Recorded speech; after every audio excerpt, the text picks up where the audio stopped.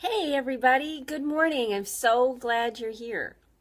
So as you can see, it's another semi-warm, cold, rainy spring, March 1st here in Northern Illinois. And so yeah, it's going to be a beautiful day because every day is a beautiful day. This whole week we're talking about communicating and communicating things which are on your heart or in your mind or things along those lines so that other people can hear you. Now, if you don't know who I am, hi Margie, I'm glad you're here. And Lisa's here too, very cool. So if you don't know who I am, I'm Rita Hickman. I'm a shiatsu massage therapist. I'm an Asian medicine energy worker, and I own my own business and practice in Northern Illinois in McHenry. And thank you, Lisa.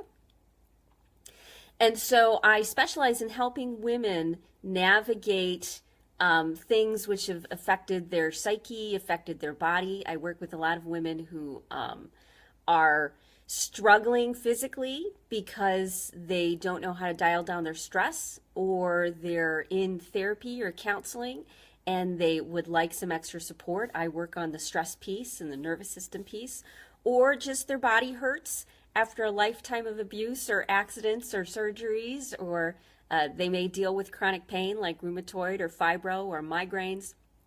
So my greatest gift is I only work with women, and I help them with getting their nervous system back on a good place. And we work using Asian medicine, and I help them with their thoughts. I help them with their external world, their internal world, and how their body works so that they can, handle pretty much anything that life throws at them. So today we're talking about looking for the magic moments. And Veronica's here. How great. So magic moments are opportunities, in teaching. I used to teach kindergarten, and we used to call them teachable moments. Now, after a while, those phrases are annoying because nobody likes to think that, they're being taught to, or someone's looking for teachable moments for them. So really, it's more appropriate to call them magic moments. Magic moments are when it's the exact perfect time to say or do the exact thing that you want to do, either to get a point across to somebody, to express something that's on your heart, to share something, to make a point, and so it's not always a beautiful point that you're making. It's not always, beauty and harps and unicorns. Sometimes it's making a dramatic statement and everything aligns. Our psyche, our nervous system, and all of that have a lot of blocks to them. Hi, Janet. I'm glad you're here. Have a lot of blocks. And for us to even communicate with somebody, for them to hear us and us to say what's on our mind, it's almost like a perfect storm. There's so many things that have to be, aligned. They have to be present. We have to be present. They have to be calm. We have to be calm. We need to, use the words or metaphors that say what we mean, and they have to understand what they mean, and not trigger. I mean, there's all sorts of crazy stuff involved. And so in reality, for us to communicate, it's never just one moment. Sometimes it feels like it's one moment because, because that's when the moment changed. But that one moment is actually a tipping point. And magic moments are multiple opportunities that we have to communicate with people so that we get to a tipping point where they say, aha, now I understand what you mean. We are implanted or impressed with beliefs from generations before us and also in the womb. We can feel the vibration, the emotions, the energy of what's going on around us, and that will imprint on our nervous system. They talk about fetuses whose mothers are going through a traumatic time, and these fetuses then will be wired, and then into adulthood and throughout their life, are wired to be more sensitive to anxiety or more sensitive to what's going on around them in their environment.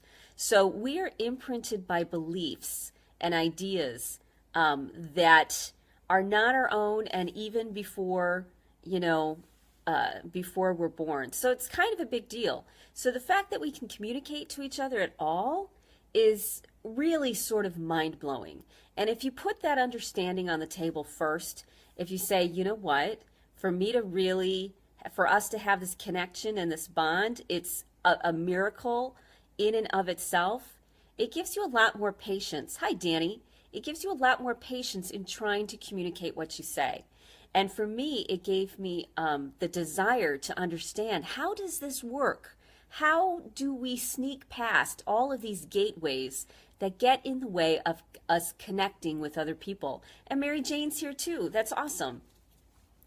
You know, and so we talked about first on Monday, we talked about not throwing your pearls before swine, which meant that not saying things to people who either can't hear you, don't want to hear you, will not be able to understand you even if you said it, or the timing is just bad. You know, you need to, if you want people to hear what you have to say, you have to talk to people who are capable of hearing what you have to say. But that doesn't mean that the people you love can't understand and get the point across. So then we talked about how you need to communicate something at least 7 to 11 times in unique, interesting ways every single time, because that's what will sneak past the conscious mind and plant itself in the subconscious, so that people can finally, on a conscious, subconscious, and unconscious level, start to understand what you're saying. You know, we've all had that experience where we walk into a room or we're talking to somebody and we hear what they're saying, but we really don't understand. It doesn't make an impact with us. And until something, you know, clicks, and we have to remember it, you know, we not only have to hear it, it has to make sense to us, and then we have to remember it. Unless we've got those three things, that big trifecta in place, the conscious, subconscious, and unconscious, then, I mean, we're sunk. You're not going to be able to get the results that you want. So we've gotten to, hi Gail, I'm glad you're here. We've gotten to magic moments, which are when you have made a game plan, you've chosen what you want to communicate, you've looked at ways that you want to communicate it in, you know, whether it be a fight or whether it be putting dirty dishes on somebody's bed so they, you know, remember, or it's leaving, or if it's showing a big expression of love and tenderness and care that makes an impact. Many times we want to use a whole variety of things for anything that's really important to us that we want to communicate. We have to use good, bad, up, down, and come at it from a lot of different directions. So when do you do this? If you hold in your mind lightly the things that you want to say and the things you want to express, the opportunities arrive, because it's more than likely whatever caused the situation or caused you to want to communicate something in the first place is going to happen again and again and again and again. They're going to do the same thing until they get it. Or you'll get into a relationship, and if you don't communicate well, or you choose somebody that can't understand you, then they're going to repeat the same pattern of not understanding and reacting not in the way that you want them to react. When you understand this process of how we think, it really cleans, you know, it cleans a lot of things up and makes it a lot easier to share what's on your mind and be heard and understood. So you will know, you know, and you'll be prepared for when those magic moments happen. You don't have to push them or force them. You just sort of wait, and you will know when it's there. So let's say somebody doesn't take out the garbage, and it means a lot to you that the garbage gets taken out. It means that they care about you, that it matters, so the kitchen doesn't smell, that they appreciate the work that you do. And for you, it's in the metaphor of taking out the garbage. So you come up with a game plan of letting them know how that makes you feel. So game plan number 1 might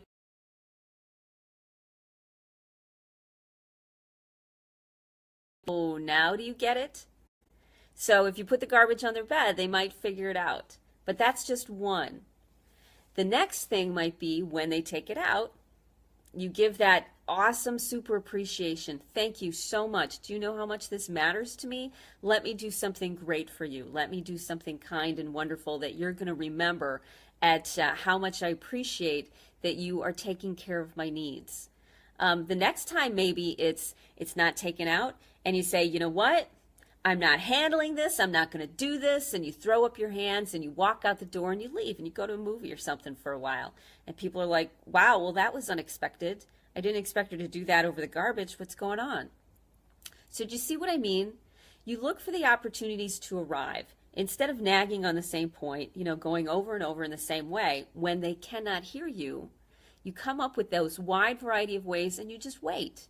You wait until the door opens. And those are those special moments when those doors are open that people can hear you. It's when they don't have distractions. It's when they are paying attention to something else. It's when it's unexpected and when it makes sense.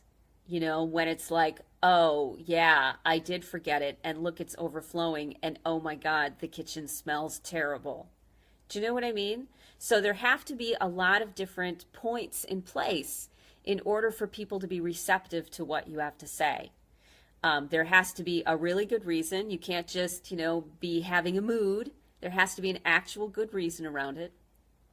It has to be not something they would expect, and it has to make an impact on their psyche in some way, good or bad. When you look for those, then you start to get the people that you love to hear what you have to say. And that really is caring about each other. Oh, there was one more thing that I forgot. And the thing that I forgot is you have to have faith that the person you're talking to really does want to hear what you have to say, that they really do care about you and that you matter. When you trust in yourself and your own judgment that you're not going to harm yourself overly, that you are actually looking out for yourself and you can pick people in your life who are halfway decent and have the ability to care. When you trust in yourself and when you trust in them, it gives you the motivation to keep communicating because they matter, because they will understand, because they will want to understand. So that's it for today. Tomorrow's the last day on communication. If you've got any thoughts, questions, ideas, let me know, and that's what we'll cover. But until then, I hope you have a beautiful rest of your day. Bye.